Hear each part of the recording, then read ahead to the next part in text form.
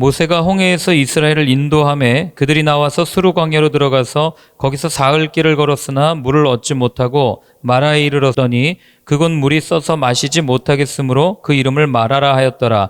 백성이 모세에게 원망하여 이르되 우리가 무엇을 마실까 하매 모세가 여호와께 부르짖었더니 여호와께서 그에게 한 나무를 가리키시니 그가 물에 던지니 물이 달게 되었더라.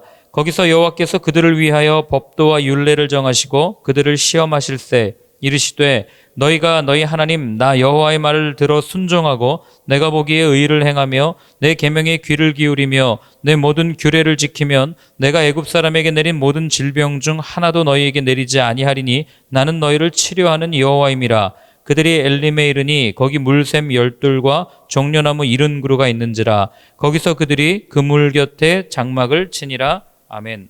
이렇게 우리가 사는 사람들을 이렇게 가만히 보면은 다 상담을 합니다. 교회 와서 뭐 이런저런 이야기도 하고 하는데, 교회 와서 이야기하시는 분들 중에 인생이 참 쉽습니다, 인생이 참 살아보니까 좋습니다 라고 말하는 분은 거의 없습니다. 대부분은 와서 나 힘들어 죽겠습니다, 내 인생이 왜 이렇게 꼬이는지 모르겠습니다, 내 인생이 너무나도 어렵습니다, 그런 이야기들을 많이 해요. 특별히 인생에서 겪는 많은 어려움 가운데 하나는 관계에서 오는 어려움이라는 것을 많은 분들이 증명을 해줍니다. 근데 이제 제가 이 관계에서 오는 문제가 앞으로 더 심해질 거라고 예측이 되는 이유는, 관계에서 오는 문제는 부딪혀야 해결되거든요. 만나서 눈을 마주치고 이야기하고 깨져야지 해결이 되는 문제들인데, 그런데 오늘날 뭐 코로나 때문에도 그렇고 비대면 시대로 접어들고 또 젊은 세대는 맨날 이거 보면서 온라인으로만 무언가를 다 하려고 하는, 해결하려고 하는 그런 시대에 우리가 이미 접어들지 않았습니까? 그러니 앞으로 관계의 어려움은 더 불보듯 뻔한 것이고, 그리고 그 관계를 풀어가는데 굉장히 서툴고 힘들 것이다라는 것이 뭐 그냥 자연스럽게 예측되는 일들 아니겠습니까? 이게 더 심해지면 심해졌지 나아지지는 않을 거예요. 그러니 관계에서 오는 행복, 관계에서 오는 여러 가지 그 채워지는 것들이 있는데 그게 부족하고 그것의 결핍을 느끼다 보니 앞으로는 삶이 더 메말라지고, 그리고 더 어려운 삶이 되지 않을까, 더 곤고한 삶이 되지 않을까, 더 심한 어떤 사회적 문제라든지 아니면은 이런 뭐라고 그래야 되죠? 그 폭행이라든지 오늘날 뭐 이런 일들이 많이 일어나는 이유가 사실 다 이런 것 때문 아니겠습니까? 그런 일들이 더 많아질 거라고 저는 생각이 돼요. 그러니 이 대면하지 않을 때 오는 여러 가지 어려움들은 이 말로 할 수가 없는 거죠. 지금 아이들이 학교 안 가는 거 뭐 코로나 바이러스 때문에 안 간다 뭐 이렇게 얘기하고 그냥 집에서 힘듭니다 이렇게 하지만, 여러분 그 시기에 이 사람과의 관계 속에서 이걸 넓혀가는 시기에 그렇지 못하고 자란 나중에 큰 후유증이 아마 우리 사회에 있을 거예요.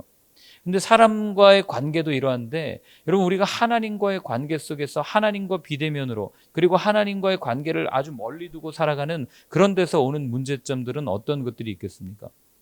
이게 눈에 보이는 이 사람이 영적인 존재라고 그러지 않아요? 사람과의 관계 속에서 그게 조금만 틀어져도 이렇게 어렵고 또 많은 사회 문제들을 이야기하는데, 하나님과의 관계가 틀어진다면 여러분 우리는 우리의 삶 속에서 걷잡을 수 없는 여러 가지 문제들을 맞닥뜨리게 될 겁니다. 그 이야기가 사실은 오늘 저희들이 읽은 이야기예요. 우리 22절부터 23절을 한번 같이 읽어보겠습니다. 22절이요. 모세가 홍해에서 이스라엘을 인도하매 그들이 나와서 수르 광야로 들어가서 거기서 사흘 길을 걸었으나 물을 얻지 못하고 마라에 이르렀더니 그곳 물이 써서 마시지 못하겠으므로 그 이름을 마라라 하였더라. 아멘. 자, 홍해 사건을 경험한 이스라엘 백성들의 모습을 한번 상상해 보세요. 얼마나 기뻤겠습니까? 왜 그러냐면 그들에게 홍해 사건은 그냥 우리를 살려주신 사건, 그거 이상의 의미를 갖고 있는 거예요. 어떤 의미를 갖고 있습니까? 이들이 그동안 경험해왔던 모든 지구라고 하는 어떤 행성, 뭐 이 당시 사람도 행성이라고 생각 안 했겠지만 지구에서 발 디딛고 살아오던 모든 물리적 법칙을 거스르는 현장을 자신들의 눈으로 봤거든요. 그러니까 도저히 그동안 애굽의 모든 지혜로운 사람들이라고 말하던 사람들의 말들, 또는 뭐 대학에서 배워왔던 지식들, 이 모든 것들을 갈아엎는 현장을 그들의 눈으로 봤단 말입니다. 어떻게 홍해가 갈라질 수 있어요? 오늘날 뭐 많은 신학자들은 갈대밭 사이 그 얕은 물을 건너갔다, 그리고 그 간조 때 물이 쭉 빠지면은 조금 들어가는 그 바닷길을 건너갔다, 뭐 이렇게 이상한 소리를 하는 분들도 계시지만, 여러분 그 갈대밭을 걸어가는데 애굽 군대가 거기 왜 수장되겠어요? 뭐 거기 가다가 무슨 구덩이가 있었겠습니까? 그러니까 이런 초자연적인 현상을 이들이 눈으로 봤단 말입니다. 그러니 이들 가운데 얼마나 기쁨이 있겠고, 또 한 가지 솟아나는 게 뭐예요? 이제 하나님께서 우리의 인생, 하나님께서 약속하신 가나안 땅으로 이르기까지 우리를 온전히 인도하실 거야. 그 애굽에서부터 광야에서부터 가나안까지 하나님께서 고속도로를 뚫어놨을 거야. 이런 기대감을 갖지 않았겠냐고요.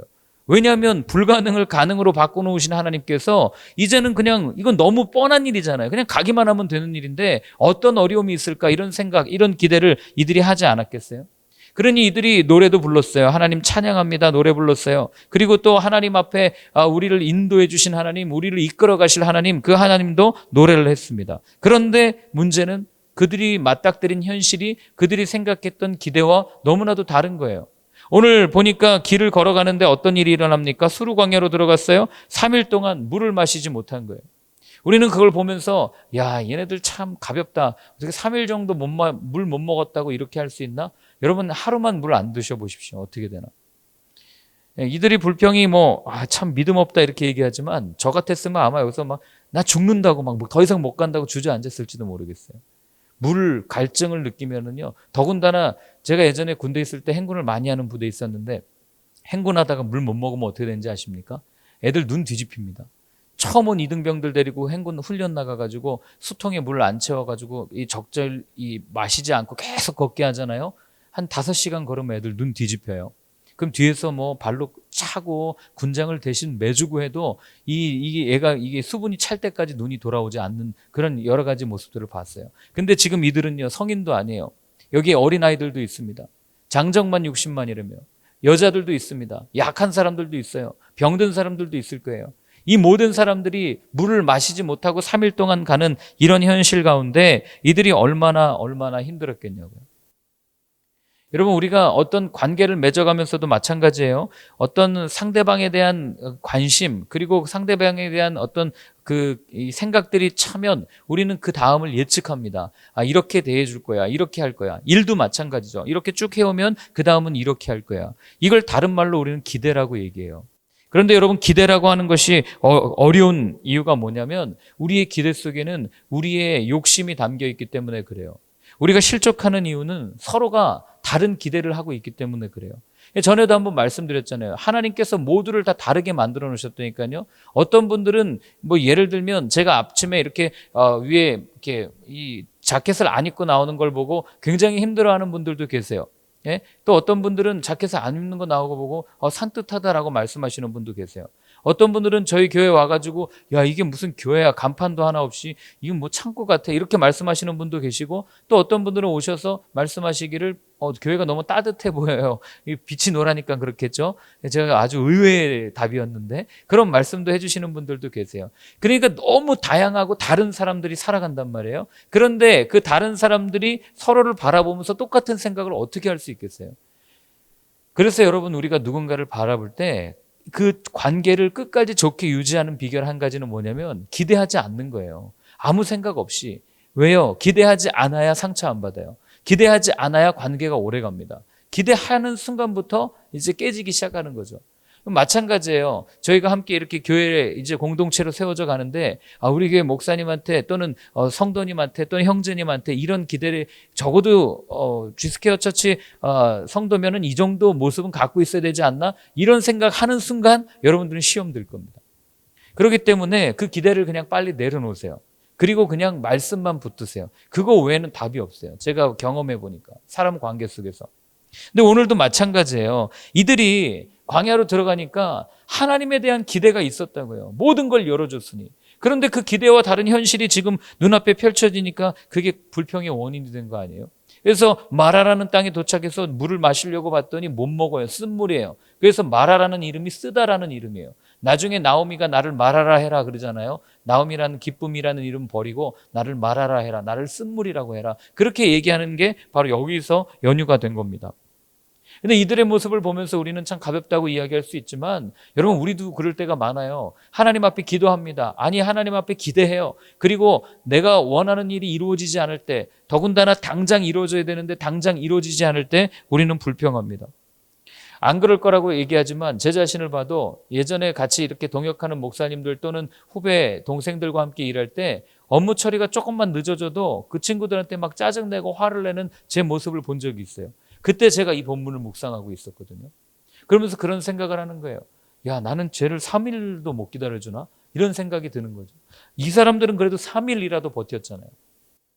근데 우리가 이런 모습에 놓여지면 우리도 똑같이 불평할 거예요. 아까도 말씀드렸지만. 이들이 뭐라고 불평합니까? 이렇게 불평해요. 24절이에요. 같이 한번 읽습니다.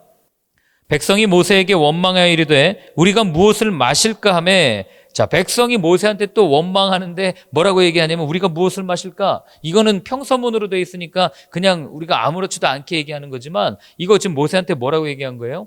야, 뭐 마실 물이 없잖아, 이 얘기하고 있는 거예요. 뭐 마시냐고 이렇게 분노하고 있는 겁니다. 모세가 얼마나 답답했겠어요. 모세조차도 마실 물이 없었을 텐데.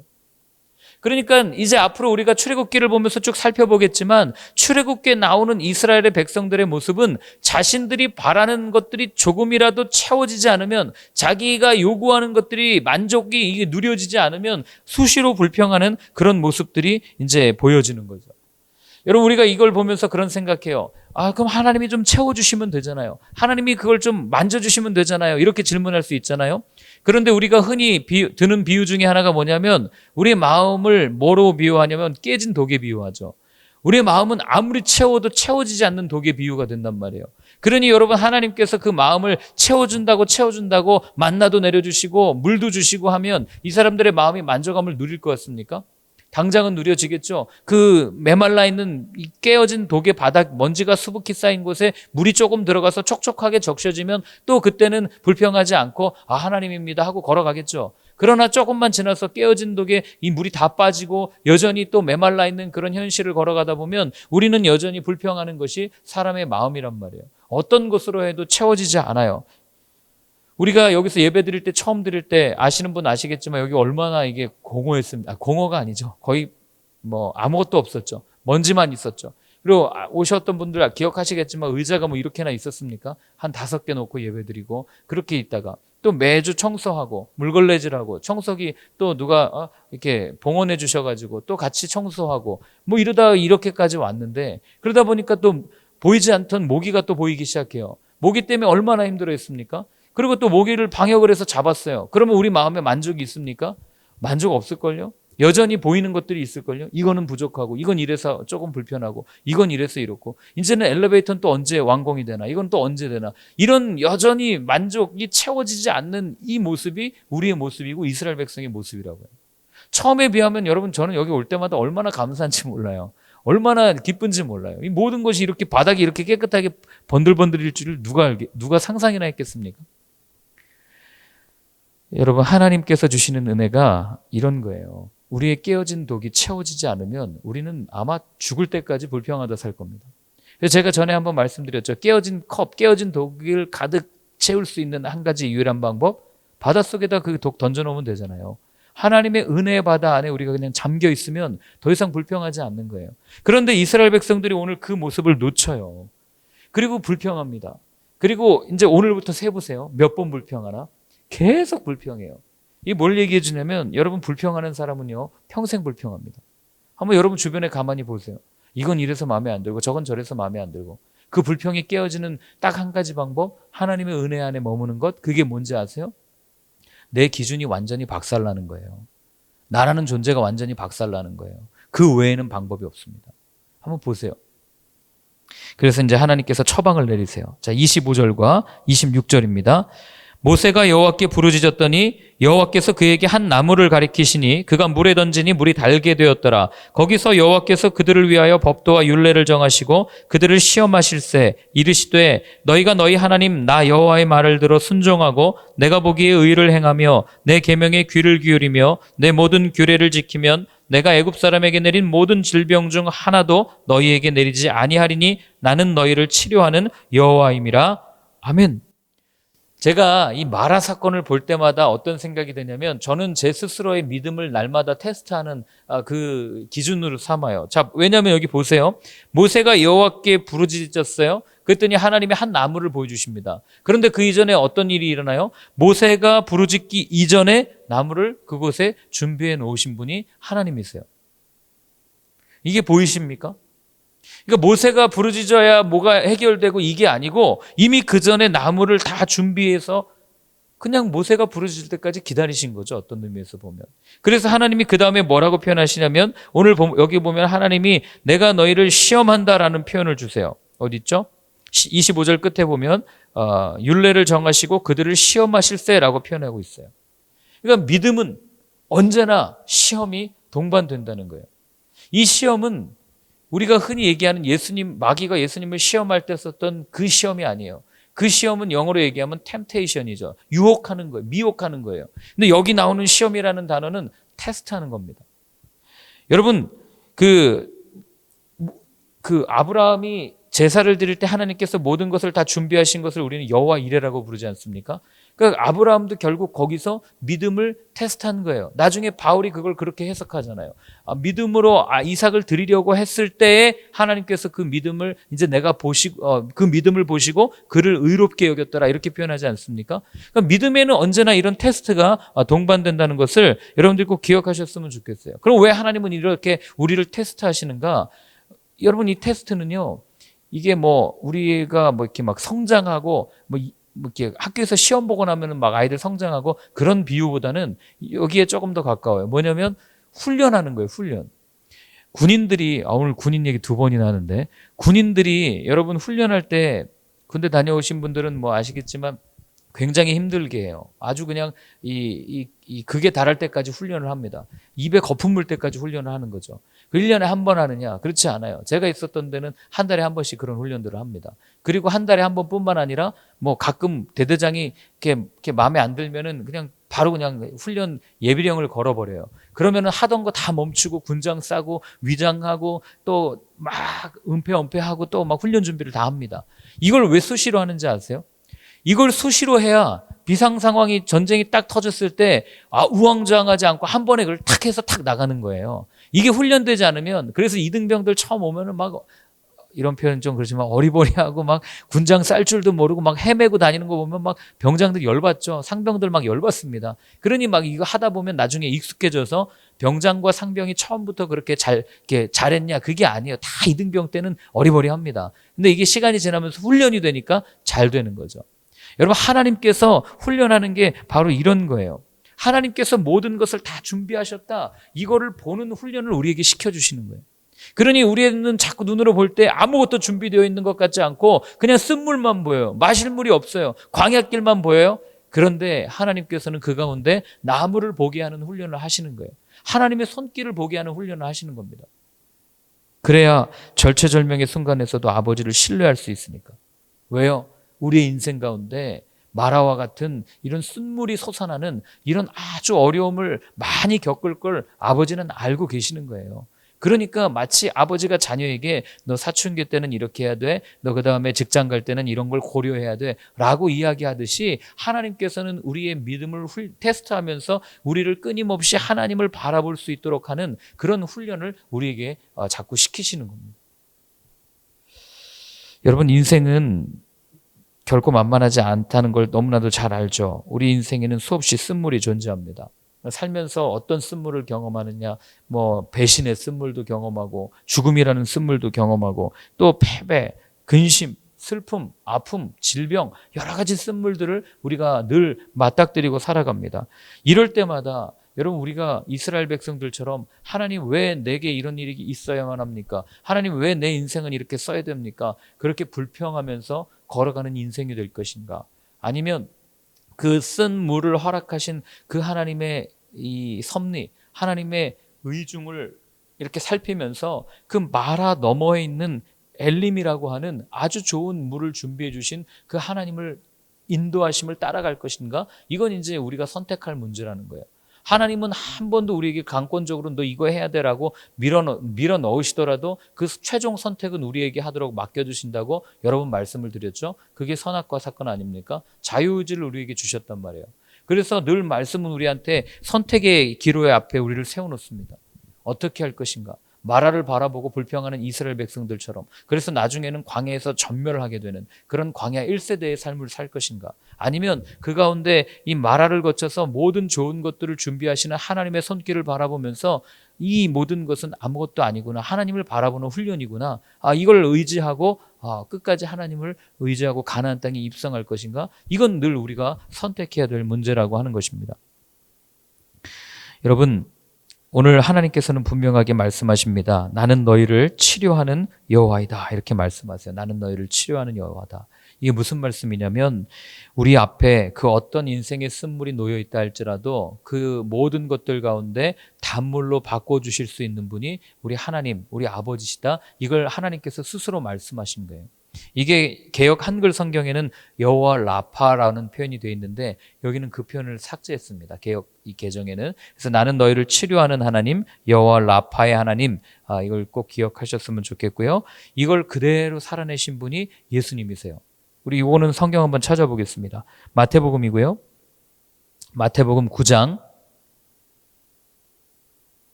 12절 13절 말씀입니다. 마태복음 9장 12절 13절 같이 읽습니다. 예수께서 들으시고 이르시되 건강한 자에게는 의사가 쓸데없고 병든 자에게라야 쓸데있느니라. 너희는 가서 내가 긍휼을 원하고 제사를 원하지 아니하노라 하신 뜻이 무엇인지 배우라. 나는 의인을 부르러 온 것이 아니요 죄인을 부르러 왔노라 하시니라. 아멘. 자, 무슨 얘기예요? 예수님께서 끊임없이 이거 바리새인들과 논쟁하는 거거든요. 그러니까 나와가지고 왜 당신의 선생님은 세리들과 그 죄인들과 창녀들과 그렇게 항상 그렇게 있습니까? 라고 얘기할 때 예수님이 뭐라고 그러십니까? 그걸 듣고, 야, 건강한 사람한테는 의사가 필요가 없는 거야. 건강한 사람한테는 여호와 라파의 하나님이 필요 없는 거야. 라고 분명하게 말씀하시는 거예요. 그러니까 죄의 그 쓴물을 마시면서 굽어질 대로 굽어진 우리 가운데 주님이 오시는 게 당연한 거예요. 우리가 마라를 마시면서 주님 도대체 우리를 언제 구원해 주십니까? 라고 질문하지만 그때 주님은 이야기하시는 거죠. 내가 이미 왔다. 내가 이미 쓴물을 마시고 있는 너희들을 위해서, 내가 이미 병들어 있는 너희들을 위해서 이 땅에 왔다라고 주님께서 말씀하시는 거예요. 그리고 나서 주님이 말씀하시죠. 나에게 나오기만 하면, 나를 믿기만 하면, 나를 보기만 하면 이 모든 인생의 쓴물, 이 모든 인생의 마라가 해결될 텐데 라고 주님이 말씀하시면서 안타까워하시는 게 사실 복음서의 이야기들 아니겠어요? 주님 앞에 나와서 울부짖으면서 주님 나를 살려주십시오라고 간구했던 사람들은 다 회복됐어요. 그러나 믿지 못하고 주님 앞에 나오지 못했던 사람들은 결국 그렇게 인생이 마감됐습니다. 그러니 성경이 반복적으로 우리한테 말해주는 건 딱 한 가지예요. 우리의 모든 인생의 쓴물, 우리의 모든 마라를 해결해 주실 수 있는 그분 앞에 나오십시오. 그 얘기를 하고 있는 겁니다. 여러분, 오늘도 본문도 보세요. 쓴물이 단물로 바뀌어지는 방법은 딱 하나예요. 어떤 겁니까? 엘림으로 처음에는 나뭇가지를 던져서 하나님이 이거 해결해 주실 수도 있지만, 그러나 결국에는 어떻게 됩니까? 엘림으로 나아가면 그 모든 것들이 해결된다는 것을 우리는 알고 있잖아요. 그러니 우리의 인생의 쓴물, 우리의 인생의 광야, 우리의 인생의 마라에 서 있을 때 우리가 어디로 가야 되겠습니까? 엘림으로 가야 되는 거죠. 그 엘림은 어디입니까? 예수님의 십자가예요. 그래서 제가 아까 말씀드렸죠. 내가 완전히 부서지지 않는 한, 제가 아침에 강한 표현 썼죠. 아까 박살이라는 표현 썼는데, 완전히 내가 박살나지 않으면 여러분 모든 것이 해결되지 않는 거예요. 그래서 예수님은 우리를 엘림으로 초청합니다. 여러분, 이 엘림에 도착했을 때 이스라엘 백성들의 모습 한번 보셨겠어요? 상상해 보십시오. 얼마나 너덜너덜해 죽겠어요. 3일 동안 마시지도 못하고 제대로 씻지도 못하고 너무너무 힘든 상태로 온 거예요. 완전히 자기들이 죽었을 때 하나님께서 역사하시는 그 능력을 바라보시고 나왔듯이, 여러분 마찬가지입니다. 우리가 십자가 앞에 온전히 설 때, 십자가 앞에 선다는 얘기는 내가 이렇게 잘 꾸며 있고 주님 만납니다, 그게 아니에요. 내가 십자가에 못 박힌다는 얘기입니다. 내가 온전히 죽을 때 우리는 그때야 엘림에 서게 될 것입니다. 그리고 그 엘림에 서서 하나님께서 주시는 좋은 것들을 누리면서 기쁘게 찬양하는 날이 반드시 올 거예요. 그래서 여러분들의 삶 가운데 이런 엘림이 기대되고, 그리고 그 엘림을 바라면서 엘림을 향해서 걸어갈 수 있는 여러분들의 삶이 되었으면 좋겠습니다. 오늘 한번 같이 기도할 때는 이렇게 한번 기도했으면 좋겠습니다. 하나님, 마라라는 환경을 보기 전에 마라를 거쳐 엘림으로 이끄시는 하나님의 인도하심을 신뢰하게 하여 주옵소서. 내 기대와 다른 현실로 더 이상 힘들어하지 않게 하시고 나와 함께 하시는 하나님으로 기뻐하는 삶이 되게 하여 주옵소서. 우리 그렇게 한번 같이 기도하겠습니다. 하나님 아버지, 오늘도 마라라고 하는 쓰디쓴 물을 마시며 광야를 걷고 있는 저희들입니다. 하나님, 이때에 우리가 이 마라의 시선이 고정되지 않고 엘림을 준비하신 하나님을 바라볼 수 있는 저희의 삶이 되기를 원합니다. 하나님, 누구를 만나느냐에 따라 인생이 꼬이기도 하고 풀리기도 합니다. 하나님, 우리가 이때 누구를 바라봐야 하겠습니까? 누구를 의지해야 되겠습니까? 다시 한번 주님을 바라보고 주님을 의지하겠다고 결단하는 저희 모두의 삶이 될 수 있도록 주님 도와주시옵소서. 한 분 한 분의 눈물과 한 분 한 분의 한숨과 탄식을 주님께서 아십니다. 하나님, 그 모든 것들 주님 앞에 토설하며 나아갈 때 하나님께서 그 가운데 응답하여 주시고, 하나님 언제나 피할 길을 내시는 그 하나님의 손길을 바라보며 비상구를 향하여 달려갈 수 있는 저희 모두의 삶이 될 수 있도록 주님 은혜를 더하여 주옵소서. 이제는 우리 주 예수 그리스도의 크신 은혜와 하나님 아버지의 사랑과 성령의 인도하심이 마라를 보는 것이 아니라 엘림을 바라보며 주님의 손길을 기대하며 또 그것을 느끼며 나아가기로 결단하는 모든 분들 머리 위에 이제로부터 영원까지 함께하여 주옵시기를 간절히 축원하옵나이다. 아멘.